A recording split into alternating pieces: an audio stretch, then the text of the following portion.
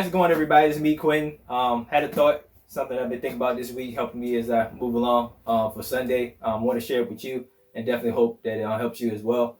This time I come out of the book of James, chapter 1 and verse 3. It says, knowing this, that the trying of your faith worketh patience, but let patience have her perfect work, that ye may be perfect and entire, wanting nothing. So the thought I've been thinking about, a word or theme, is patience.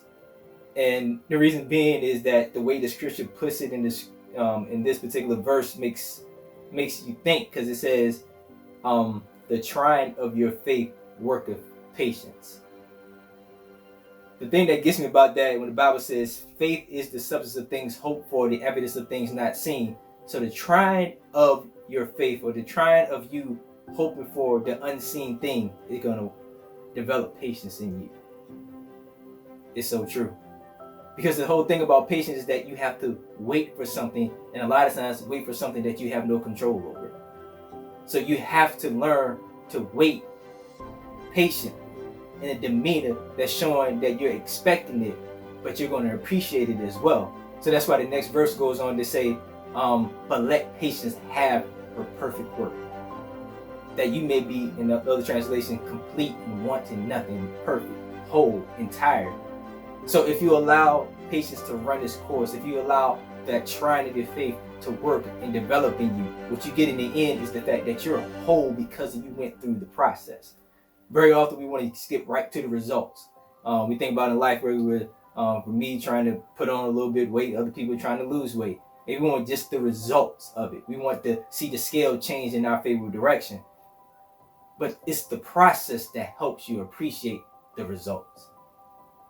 Because if we just fall in love with results, we can just cheat. But if you let patience have her perfect work, that you may be complete, it benefits you in the end. And the thing about patience that makes it so unique is that it's always going to require some level of trust.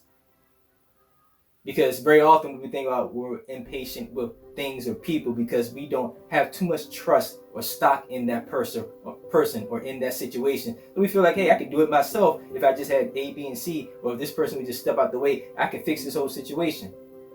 But when you're waiting for that unseen thing, when you're having patience and your faith is being tried, because the trying of your faith worketh patience, you have no choice but to trust. But at least you're trusting in God. So this reminds me in Proverbs, I think it actually starts at Proverbs chapter 3. But it says, trust in the Lord with all thine heart.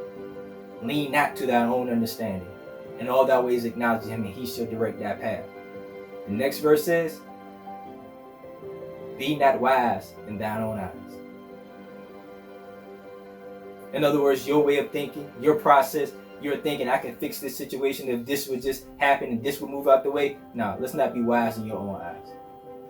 Let's operate in the way that God has laid this thing out. And if we operate in patience, we'll operate and have patience because of the faith that we have, and we put our trust in him, it's going to work out.